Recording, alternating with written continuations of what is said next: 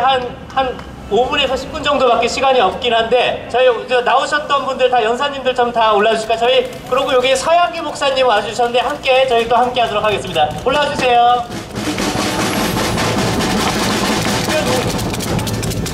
최국 형님도 네 올라오세요. 네.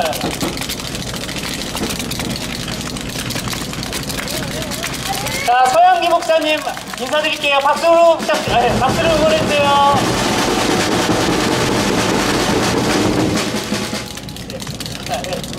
예, 반갑습니다. 공명선거 쟁취총연합회 서양기 목사입니다. 여러분,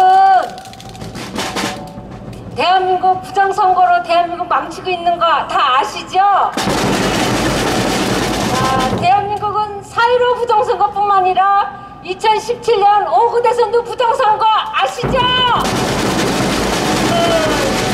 진행에 김세현 대표님이 수고해 주셨는데 너무 감사드리고요.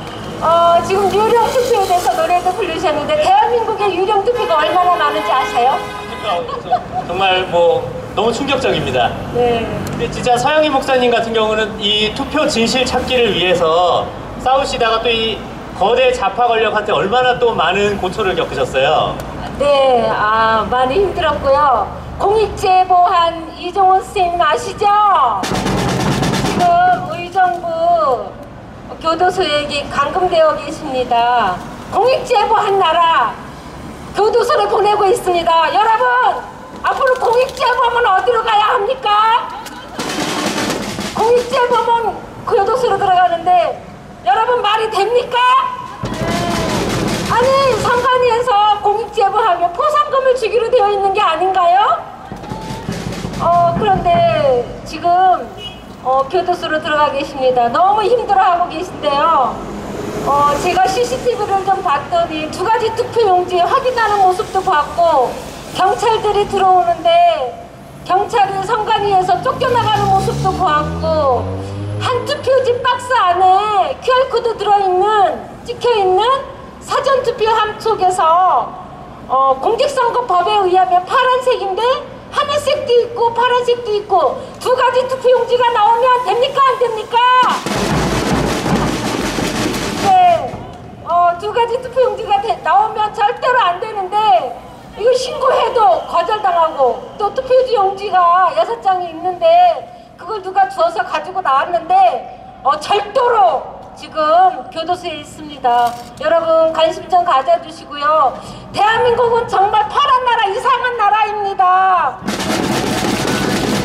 자, 우리 정말 이 투표 진실 찾기를 위해서 누구보다도 이렇게 고발하시고 열심히 나서 주셨는데 오히려 고초를 겪으신 우리 서양희 목사님 더더욱 많이 박수해 주십시오. 자, 제가 그러면 일단 곽성문 의원님하고 우리 김소연 변호사님한테 좀 질문을 좀 드릴게요. 사실 상식적으로 이 부정선거 재검표 관련 소송을 이렇게 6개월 넘게 지금 질질 끌고 있는데 이게 상식적으로 말이 되는지, 그리고 왜 이렇게 대법원이 시간을 끄는 걸로 보시는지 좀 두 분께서 좀 짧게 좀 답을 해주시죠. 네. 말씀하셨잖아요. 이번 부정선거는 과학이거든요. 지난주에 선관위 관악청사에 있던 그 메인 서버를 다 갖고 와서 아마 없애버린 것 같은데 이 부정선거가 한 번이 아니고 17년 5구 선거, 18년 지방선거 다 했을 겁니다. 그러니까 아예 메인 서버를 없애버린 거예요. 그러나 여러분 63대 32요 0.39의 숫자는 그대로 남아있지 않습니까? 어느 가구회사의 광고가 뻔뻔한 과학입니다. 오래 따지면은요, 이거는 영원히 지울 수 없는 숫자가 남아있는 거예요. 그래서 4.15 부정선거는 과학입니다. 과학. 그러니까 못하는 거죠. 계속 시간을 끄는 거라고 저는 생각을 합니다. 일단. 재판 절차에는 제소기간이 있는 사건들이 얼마 없습니다. 선거 관련 소송들의 제소기간, 제척기간 이런 것들을 둔 이유는 대한민국 선거는 민주주의의 꽃이고 선출직들이 빨리 안정적으로 국가 업무에 매진하라라는 의미에서 법적 안정성을 두기 위해서 짧은 공소시효도 짧고 제척기간, 제소기간, 판결 선고기간을 전부 법률에 명시한 것입니다. 그런데 이 법의 취지와 달리 지금 오히려 더 다른 제가 지금 맡고 있는 의뢰인들 사건보다도 더 어떻게 하면 더 늦게 해볼까, 네, 이러고 있는 상황입니다. 이 상황이 뭐 상식적으로 이해가 되냐, 전혀 이해가 안 되죠. 왜냐하면 일반적으로 판결 선고 기간을 정하고 있지 않은 사건들도 통상적으로 뭐 2개월, 3개월이면 법원에 소장을 내면 변론기일이 잡힙니다. 여러분들 뭐 소송해보신 분들 아시겠지만 정말 법정에 사건이 너무 밀려있지 않는 이상 첫 기일 잡히는 게 보통 아무리 오래 걸려도 한 3개월이거든요. 그런데 지금 소장을 접수한 지 5개월 이렇게 됐는데 첫 변론 준비 기일이 잡혔고요.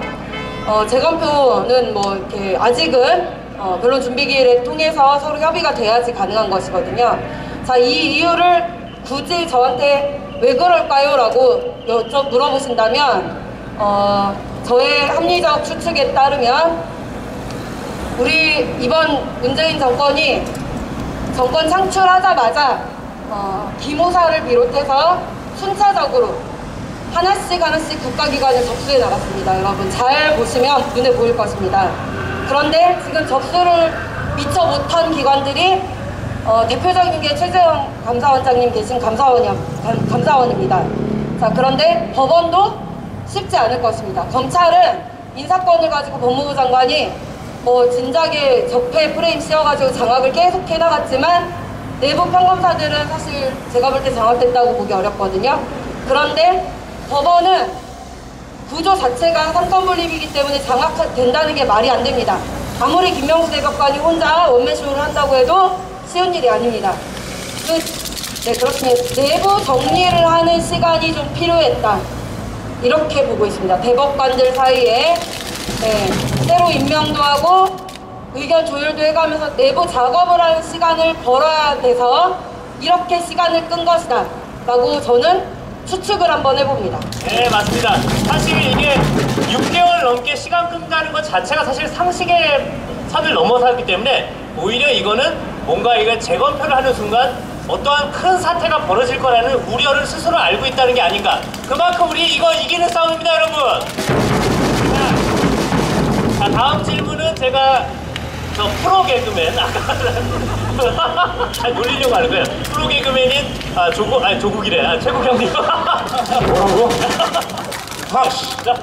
최국 형님과 김소연 변호사님께 하나하나씩 질문 드릴 텐데, 그 김소연 변호사님 같은 경우는 여러분들도 아시다시피 천재죠, 천재. 어떻게 보면은 민족사관고등학교를 조기 졸업하시고 카이스트를 입학하셨다가 스스로 나가시고 고려대학교도 들어가셨다가 스스로 나가시고 독학해서 나중에 또 변호사까지 되신 정말 대단하신 분이고, 또 아까 이제 우리 최국 형님께서는 아까도 저 월터 미베인 보고 약간 그 꽁트로 하는데, 자, 이거 어떤 분들은 이런 얘기해요. 거대 좌파 권력이나 뭐 언론 애들은 이거 부정선거 불가능하다, 수만 명이 뭐 표를 뭐 어떻게 불가능한데, 저희는 그런 올드한 방식의 뭐 투표함에 종이를 집어넣는 거의 뭐 옛날 뭐 이승만 정권 때 그런 스타일의 자유당 때 이런 게 아니라 디지털 시대잖아요. 디지털 시대이기 때문에 오히려 이 부정선거는 그렇게 막 수만 명이 동원되는 부정선거가 아니지 않나 싶은데, 자, 상식적으로 최국 개그맨님하고 우리 김소연 변호사님, 이 부정선거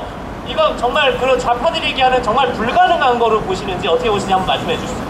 아니, 저 같은 경우는 뭐 개인적으로 아까 말씀하셨다시피 사람이나 조직 이런 걸로는 가능성이 조금 낮지 않나, 이런 생각을 합니다. 지금 시대가 또 어느 시대인데. 그리고 솔직히 말씀드려서 만약에 내가 대통령이에요. 대통령인데 내 밑에 사람한테 야, 선거 조작해라 이렇게 시키면 그 중에 누구 하나라도 예를 들어서 조선시대나 조선일보나 이런 데다가 제보하면 끝이잖아요. 그러니까 어떻게 보면 사람이나 조직 이런 거는 가능성이 좀 낮다고 생각을 하는데, 어떤 기계, 장비, 아까 쭉 말씀하셨지만 IT, 지금 무슨 시대입니까? 4차 산업시대 아니에요. 진짜 드론 띄워가지고 적의 정수리를 정확히 타격하는 그런 시대고, 해킹해가지고 은행에 돈 다 빼내는 그런 시대 아닙니까? 그래서 기계나 장비, IT 이런 걸로는 충분히 가능하지 않나. 저는 그런 생각을 합니다. 그리고 모르겠습니다. 제가 생각하고 있는 가장 가능성 중에 하나는 다른 나라들 있잖아요. 주로 뭐 이렇게 좀 이상하고 좀 빨간 나라 이런 데 있지 않습니까? 아까도 뭐 이렇게 부정선거가 밝혀진 나라들도 상당히 많고, 그리고 예를 들어서 중국 같은 경우 시진핑의 어떤 장기 집권을 위해서 시험 삼아서 테스트 해볼 겸 대한민국의 어떤 그런 IT를 조작해서 어떤 해킹 이런 가능성도 있지 않나. 예. 그냥 조심스럽게 예상을 해보는데, 이게 뭐 다른 사람들은 저보고 미친 소리라고 하는데, 미친 소리 같으면 까보자 이거예요. 까보면 되잖아. 예? 비용이 많이 들어 준비하고 있잖아요, 여러분들이랑 같이. 예. 진짜 그 투표 결과가 민심인지 천심인지 확인을 해보자 이겁니다, 제 생각은. 네, 질문에 답을 해보겠습니다. 일단 디지털 범죄일 가능성이 크기 때문에 민주당이나 어떤 그 중앙선관위에서 변명하면서 말을 하거나 민주당 지지자들이 몇만 명이 해야 되는데 뭐 어떻게 하냐, 또 우파에 계신 분들도 그렇게 말씀하시는 분들 있는데요. 몇만 명 필요 없습니다. 네, 디지털 시대입니다. 그리고 가장 단적인 예로 작년이었나? 하태경 의원이, 우리 당 하태경 의원이 프로듀스 101 순위 조작 밝혀낸 게 있습니다, 여러분. 네, 기억하십니까? 네, 여기에 뭐 수만 명 동원됐을 것 같습니까? 전혀 아닙니다. 네, 시스템만 가지고 다 등차수열 형태, 개차수열 형태로 다 정리가 돼서 그걸 밝혀내서 수열이 이상하기 때문에 이상하다라고 말을 해서 수사가 촉발이 됐고, 수사가 이루어지고 처벌, 구속, 전부 다 구속됐습니다. 자, 이런 나라에 살고 있는데 뭔들 못합니까? 네. 자, 이번에는 제가 이제 곽성문 의원님하고 이제 서양기 목사님한테 좀 질문을 드릴 건데요. 자, 일단 곽성문 의원님. 자, 이번 문제는 제가 볼 때는 실제 제가 그 이스라엘 정보기관 모사드로부터 들은 거에 의하면 이번 사건에는 중국이 상당 부분 개입되어 있다. 특히 네, 그렇게 생각합니다. 중국의 그 이스라엘 모사드가 저희한테 전달한 내용인데 중국이 상당 부분 개입되어 있다. 그렇기 때문에 이번 미국 대통령 선거가 굉장히 중요하다. 그런 이야기가 있고요. 자, 그리고 이제 사양기 목사님께서는 이번 그 어떻게 보면은 실제로도 말도 안 되는 뭐 투표용지나 이런 사건들이 있었지 않습니까? 네네. 그런 사건들에 대해서 그 어떻게 보면 이 정부가 왜 이렇게 그런 걸 드러내는 내부 고발자들을 왜 이렇게 탄압하는지 그에 대해서 얘기해 주시면 되겠습니다. 네. 자, 먼저 목사님, 그러니까 의원님부터. 네. 이렇게 했는데 양심 선언하는 사람이 없느냐 하는 거를 부정선거 아니라고 그렇게 주장하는 논객이 있습니다. 그러니까 여러분 아시잖아요. 그 개표 참관인의 중국인들을 몇천 명 했지 않습니까? 그리고 그날 선거 끝나고 다 배 태우고 비행기 태워서 중국 보냈단 말이죠. 그러니까 중국이 개입했습니다, 보면. 그리고 미국의 트럼프 대통령이 9월 9일 날 저쪽에 그 중부 어디 덴버인가 그때 연설할 때 미국에서 또 지금 얘기되고 있는 민주당이 주장하는 이른바 이 코로나를 핑계를 내가지고 우편 투표를 하자는 것을 반대하면서 어느 나라에서 그런 식으로 사전 투표, 우편 투표했는데 40%가 완전히 조작됐다고 난 보고를 받았다고 그랬거든요. 그게 대한민국 아닙니까? 그리고 나서 미국에서도 우편 투표를 주마다 아주 축소하고 사전 투표를 하는 거로 해서 지금 현장에 직접 나오는 방식으로 하고 있거든요. 그러니까 결코 대부분이 아마 질질 끌고 뭐 증거를 인멸하고 해서 이거를 대충 깔아뭉개려고 하지만은요, 제가 아까도 말씀드렸지만 이건 올해로 끝나는 문제가 아니에요. 대부분이 깔아뭉개고 난 다음번쯤에 아마 국제 선거 감시단이나 선거 그 힘이 올 거예요. 왜냐? 지켜보고 있는 게 대한민국이 그래도 OECD에 들어가 있는 선진국으로 되어 있고 뭔가 법 절차를 가지고 하겠다니까 오케이 한번 지켜보자 하고 지금 저는 지켜보고 있는 거라고 합니다. 그래서 아마 대한민국 법원의 대부분에서 깔아뭉개고 나면은 오히려 부정선거 규명은 그때부터 국제적인 무대에서 다시 시작될 수 있다고 저는 분명히 연구합니다. 네. 미국에서도 사전투표가 죽은 사람 또 애완동물, 강아지, 고양이 이런 것들이 투표를 한 적이 있습니다. 지난번에 트럼프 대통령이 거기에 대해서 말씀을 한번 하셨는데요. 대한민국도 유령 투표가 있지요.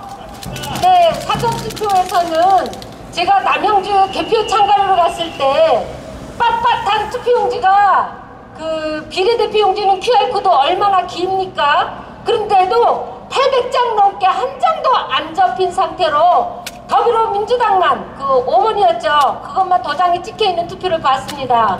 또한 접혀져 있는 걸 보면 기계로 접듯이 착착착착 되어 있는 것을 보는데 이것을 인쇄소 40년 근무하셨던 인쇄하신 분이 목사님 제가 목사님 동영상을 보니까 이거는 프레스로 눌러가지고 이 사람이 적은 게 아니라 기계로 접어서 손으로 이렇게 적은 것입니다 라고 저한테 말씀해 주시더라고요. 이 사전투표가 저희는 다 문제가 있는 거로 다 알고 계시잖아요. 근데 이 사전투표가 미국에서도 한국에서도 또 너무나 많이 접혀지지 않은 상태에서 이 조작돼가지고 투표용지를 저는 제가 생각하는 투표 한 박스를 전부 바꿔치지 않았나 이렇게 생각하고 있습니다. 여러분 어떻게 생각하십니까? 자, 저희가 지금 저희가 아무래도 이제 코로나 방역 지침을 최대한 지키는 차원에서 저희가 집회를 최대한 짧게 할 거고요. 근데 마지막 차원으로 이제 각자 여기 의원님부터 시작해서 30초씩 그래도 저희가 좀 전하지 못한 내용 짧게 전하고 저랑 고상 둘이서 이제 마무리 인사하도록 하겠습니다. 네, 의원님부터 해서 30초씩. 네, 오늘 어려운 자리에 나와주신 우리 애국경제 여러분 반갑습니다. 우리 이 투쟁이 앞으로 계속돼야 됩니다. 자, 법을 지키면서 우리의 목소리, 우리의 분노, 우리의 저항은 확실히 표시할 수 있어야 된다는 말씀 드립니다. 감사합니다. 네, 오늘 이 자리에 처음 나오게 돼서 너무나 감개무량하고요. 앞으로 제가 하는 일에 있어서, 하는 곳에 있어서 더욱더 열심히 싸우도록 하겠습니다. 그리고 제 주변에 또 나름대로 연예인이잖아요, 제가. 뜻을 함께 할 수 있는 연예인을 많이 찾아서 또 많이 또 함께 얘기를 나누고 해서 더욱더 바운더리를 넓혀갈 수 있도록 열심히 노력할게요. 국민들께서는 아까 제가 말씀드린 것처럼 서로 출신이 다르다, 성별이 다르다, 생각이 다르다, 부정선거를 찬성한다 안 한다 이런 걸로 싸우지 맙시다. 우리는 대한민국을 살려야 할 암흑한 시대를 함께, 동시대를 함께 살아가고 있는 동지들입니다. 자, 이번 부정선거의 결론은 여기 계신 대법원, 검찰청, 우리 법조인들이 양심을 갖고 판단을 하신다면 분명히 밝혀질 것이고 그때까지 우리 국민들은 싸우지 말고 한 마음으로 다 같이 응원하고 기도하도록 합시다. 감사합니다. 여러분 다윗이 골리앗을 죽일 때 물맷돌 하나로 죽인 거 아시죠? 4.15 부정선거를 통해서 또 여러분 한 마음과 한 뜻으로 기도해 주신다면 반드시 거대했던 골리앗이 무너졌던 것처럼 이 정부 무너질 수 있고 정의와 법치가 다시 세워질 줄 믿습니다. 이 방송 보시는 분들 함께 해주세요. 감사합니다. 자, 마무리로 같이 인사하시죠. 고사님 짧게 뭐 한 말씀 해주시죠. 네. 저는 다른 게 아니라 지금 우리 오늘 하루 종일 그런 얘기 했잖아요. 이게 왜 부정선거인지, 우리가 왜 재검표를 해야 되는지 얘기를 했잖아요. 근데 지금 우리와 같은 사람들이 그나마라도 없다면 이 나라는 주권의식을 가진 사람이 단 하나도 없는 노예국가가 돼버리는 거거든요. 그래서 여기 나와주신 우리 집회 참가자 여러분들한테 너무너무 감사하다라는 말씀 드리고요. 앞으로도 열심히 투쟁해서 진실을 꼭 밝혀내도록 하겠습니다. 여러분 감사합니다. 자, 여러분들 제가 너무나 원론적인 말씀드릴게요. 이제 뭐 다음에 당장 뭐 이제 서울시장 선거, 부산시장 선거 어떤 사람들은 거기에 집중해야 된다 뭐 이런 헛소리하는 분들 많은데 여러분 부정선거 진실을 찾지 않으면 다음 선거는 아무 의미가 없습니다. 백전백패입니다. 여러분 앞으로의 대한민국을 진실하게 찾기 위해서는 부정선거 진실 찾기가 무엇보다도 제일 선행돼야 됩니다. 여러분 자, 2달 만에 다시 제기된 오늘 집회 정말 의미 있습니다. 여러분들 앞으로 매주 나오실 거죠? 자, 앞으로 저희도 열심히 계속 싸우겠습니다. 여러분들 모두 감사합니다. 감사합니다.